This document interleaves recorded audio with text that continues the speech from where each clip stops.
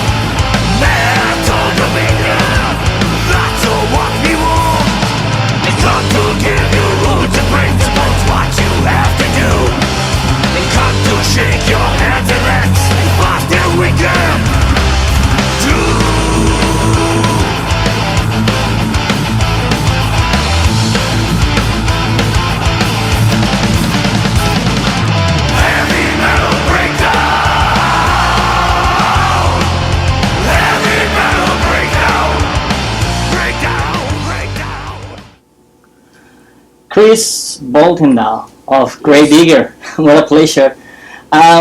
This is, I guess, for what we just have, this is not the first time that Gravedigger played in the United States, but it's been a long time since, well, it was the last time. The last time was in 2008. We played a one-off show in New York. Okay. And, then we stayed in 2004. We played one show in Cleveland and one here in Phoenix. Okay. And that's only three shows here now. How has been the first full tour for Gravedigger in the United States so far? It's great. We love it.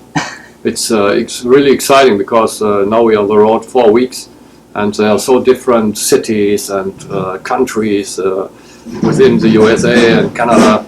That is really great. We enjoyed every moment. I see. The crowd reception. How's it been the crowd receptions from the fans that come from Blind Guardian, and probably many fans that never had the chance to see Gravedigger before? How's been the reception for you guys? I think there's a percentage of fans coming for Gravedigger too, but most of the fans are coming for Blind Guardian. I never heard about Gravedigger, and that is funny. It starts slowly, and at the end, the complete audience is celebrating Gravedigger, Gravedigger. That is, I think that is great. I think that a lot of people discovered Gravedigger on this tour. Alright, with a huge discography of more than 35 years, how difficult it gets to put the set list for this tour, Chris? I think we have also some classic songs, some newer songs, some really old songs, and that is a choice we make. And we can't cover every album, but I think it's a good choice for the people to discover Gravedigger and see what kind of music we are and what our catalog is so far. Now, have you been impressed by any particular city on this run, on this tour? We have already 4 weeks ago we released our CD Exhumation, where we re-recorded a couple of old songs from the 80s, and I think we played 3 songs from this, and then we played 2 newer songs and a couple of classics, old-time classics from the Gravedigger history. Gotcha. Now, you were mentioning Exhumation. The early days was released, I would say like a month and a half ago. How was the song selection process for this release? Oh, we sat together and we said, okay, this song is cool, this not cool, not cool, not so. So it was not easy. Songs, that was really easy. And at the end, we thought, okay, the songs are worth to re-record. Okay.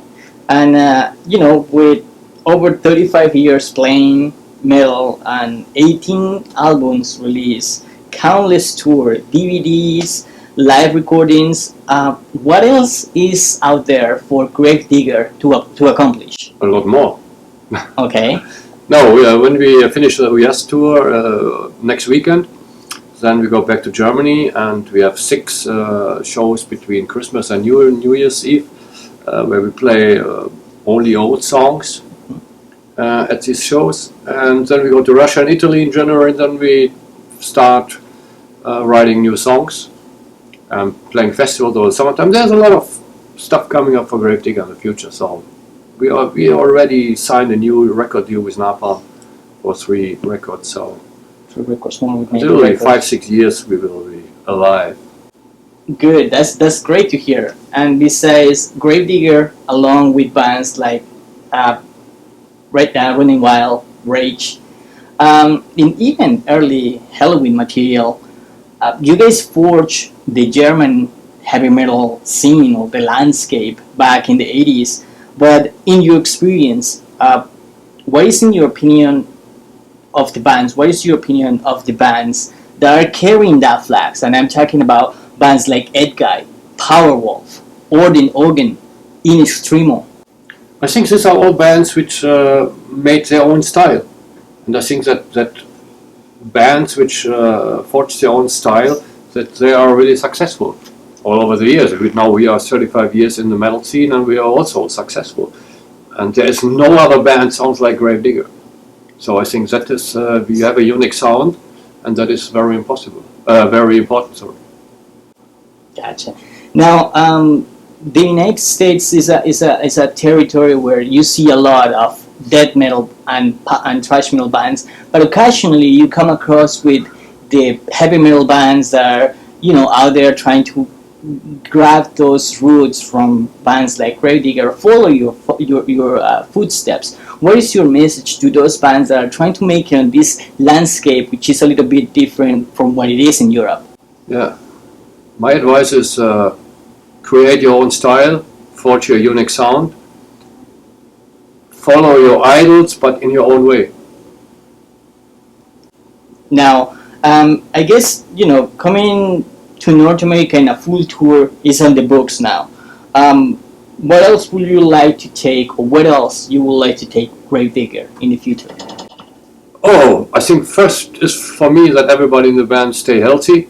Okay. That we can play together a couple of more years, and then I think we discover more and more countries and cities, and on the other side we want to deliver good music, and good metal music, and there we are working really hard. And if you will see the show tonight, it's full of energy, full of passion. It's metal. Definitely.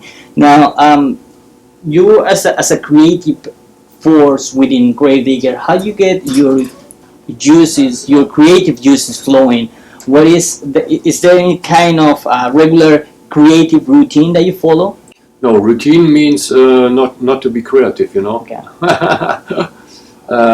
I'm a creative guy, and when I'm at home and I have an idea, I sit down or I call Axel and say, hey, I have an idea for a new Gravedigger song, but you can't force it. That is impossible. You have to follow your creativity. You can't do it in a routine, say at 8 o'clock, oh, good morning, hello, I'm coming here, I'm sitting down and write some lyrics now for Gravedigger. No, that is impossible. Gotcha. Gravedigger's music is epic and dark at the same time. Where do you draw your influence at the time to write the lyrics for Gravedigger? That is totally different. Sometimes I see something in the television or hear something around me, or I read a book, and that is totally different where I get my ideas from. Gotcha. And closing up, Chris, what is next for Gravedigger in 2016, where we will see the band? A lot of festivals, new album, touring again in 2017. So we will see you guys coming back to the States. I hope so. But let's finish this one and then let's see what happens. All right? Well, Chris, definitely. Okay. Thank you very much, Chris. Thank you very much, my friend. Chris of Gravedigger.